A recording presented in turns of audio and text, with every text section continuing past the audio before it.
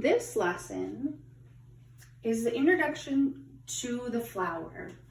There are 3 parts to this lesson today. You can do each part on a separate day or all parts all together. The first lesson is the story of the flower. When the flowers are out, the plant is actually calling out. The call is silent, but it is very loud. It is a voice of color and scent, and only the insects can hear that voice. The message that the flowers are sending is, come here, come and visit me. I have something special for you. It is like a county fair where the plants are displaying their wares. Some are yellow, some are red, some are pink, some are white. There are all kinds. And their scent is spread all around, and it reaches for those for whom it is intended. Being called, the insect comes, and he knows what he wants. He is after a juicy bit of nectar, and that nectar is usually hidden at the base of each petal. And the plant or the flower seems to say, you come for my special juice, but I have something even more special. And in the course of looking for that juice, the flower sprinkles powder all over the insect's back. The flower thinks to herself, you have gotten a real treat. And off that insect goes. He is off to the next flower. And he takes that special powder with him. It's really bits of pollen, and he's spreading it from flower to flower. Okay, the next part of the lesson is parts of the flower. So the part that actually does the calling out is called the corolla. Corolla comes from a Latin word, corolla, which means crown.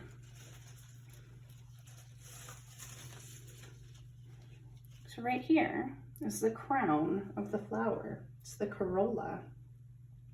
The corolla is made up of petals. Here's a petal. Here's a petal.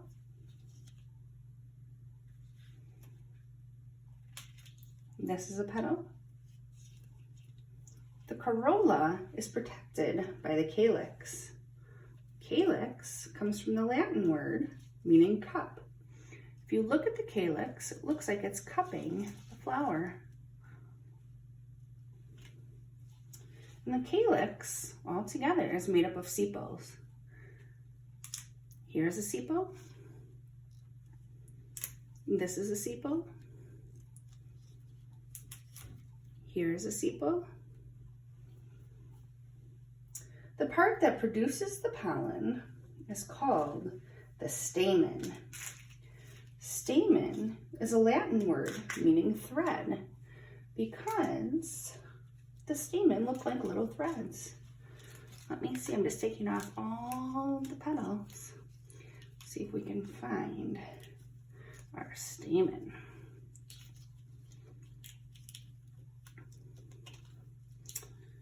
We are very lucky because in this flower, there are lots of stamens. This is the stamen right here. It's very tiny in this flower. It's kind of hard to see. Let me show you. On this flower, this part right here is the stamen. Okay? And this part right here that collects the pollen is called the pistil. And it comes from the Latin word pistulum, meaning mortar and pestle. So on this flower here, these are all pistils. They're all lots and lots and lots of them.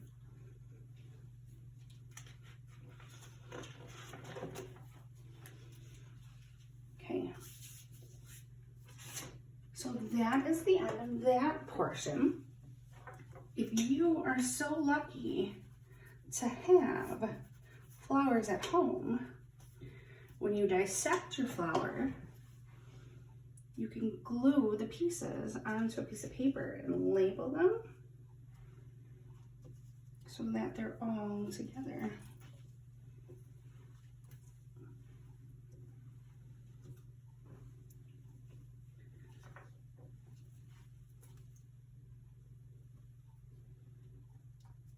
So what I'm doing,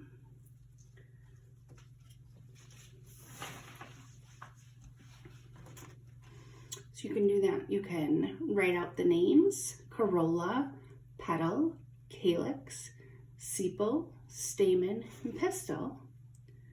Or you can draw your own flower,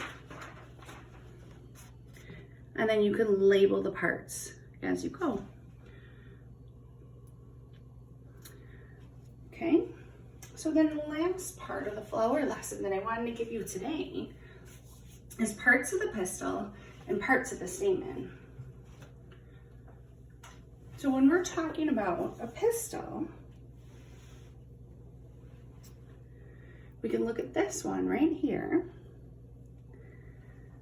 Okay, the part right here that catches the pollen is called the stigma. It's sticky, it's really sticky. It needs to be sticky to catch the pollen. The part that holds up the stigma is called the style. So now if we break apart this flower,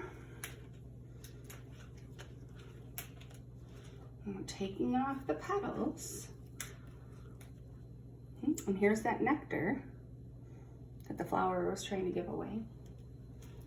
Okay, so right here, the pistil goes all the way down, right here, okay? This part right here, the bottom part, is called the ovary, from the Latin word ovum, which means egg. The ovary is the part that holds the egg. So if we cut this open, you can see that there are actually little eggs inside. Oh, I can't see them. There are eggs inside of here. Okay. Now the parts of the stamen. Okay, the part of the stamen that makes the pollen is called the anther.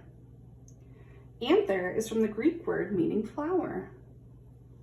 And the part that holds the stamen up, this part right here, is called the filament. So again, we can practice writing our vocabulary. If you have a real flower, you can dissect it,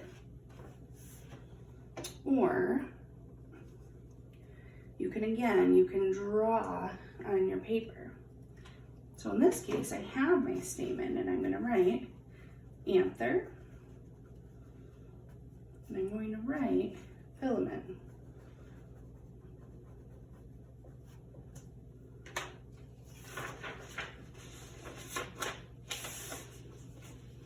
So here's a good example. So for follow-up, you can research different kinds of flowers. You can find flowers that have all of the parts. You can find flowers that don't have all of the parts.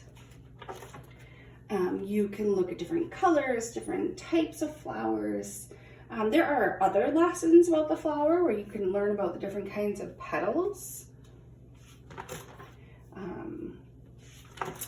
And the different ways that flowers change to get pollination.